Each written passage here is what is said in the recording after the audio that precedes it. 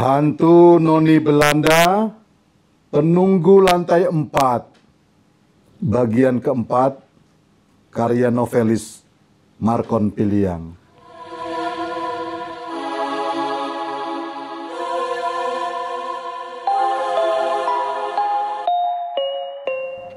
Dalam banyak cerita horor yang ditontonnya di bioskop, makhluk gaib itu datang dengan sosok wanita cantik. Kemudian tiba-tiba sosok menyeramkan dan mencekiknya karena dendam.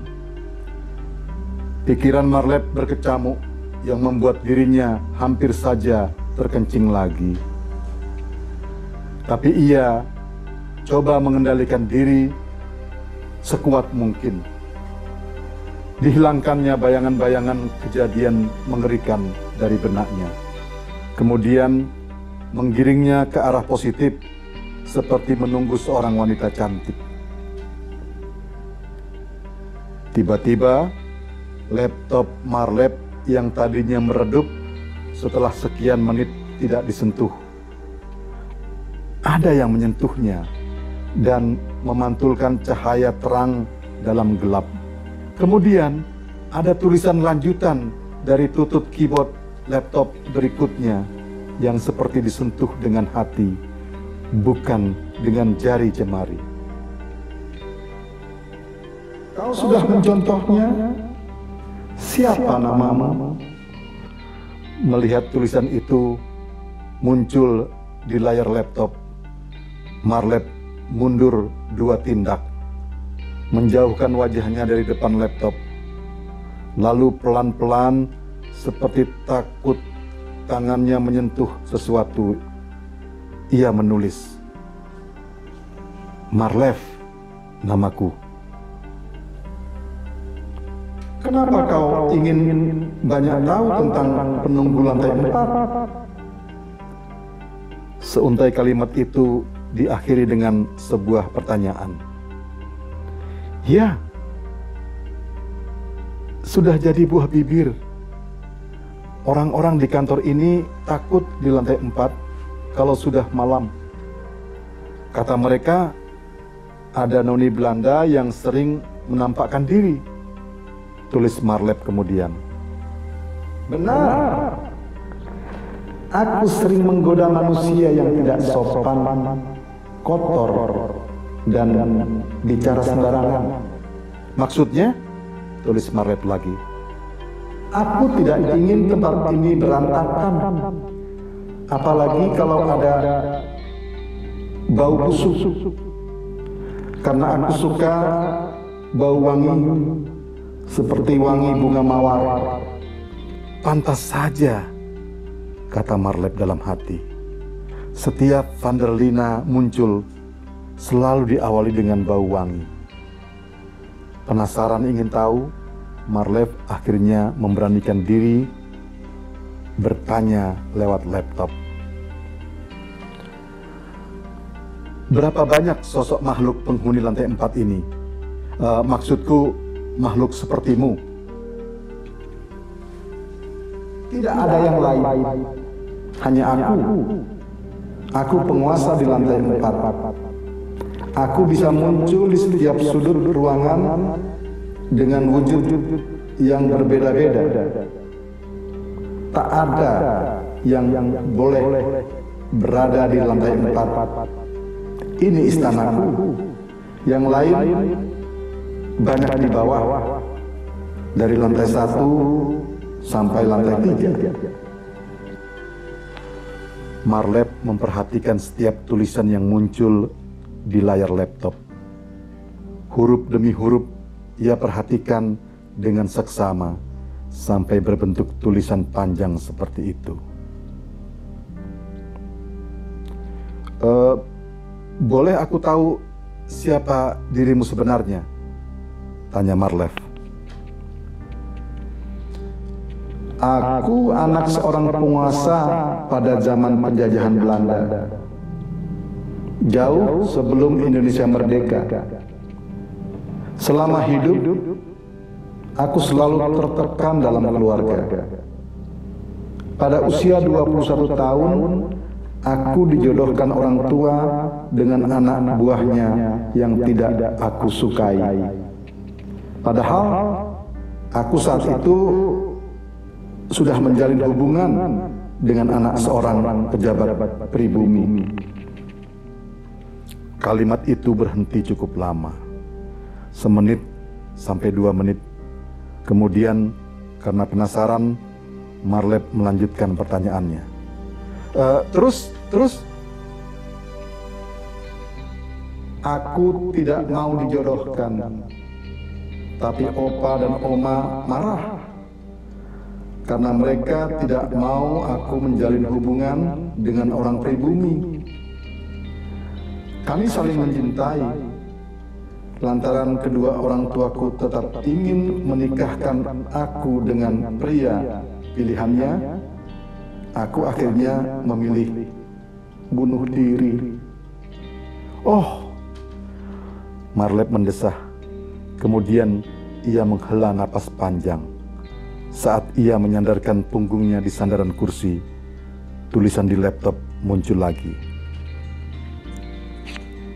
Kami saling mencintai, tapi Oma dan Opaku tidak mengerti. Aku tidak ingin berbagi cinta kepada pria lain saat itu, karena aku begitu mencintai kekasihku. Akhirnya cinta itu aku bawa mati.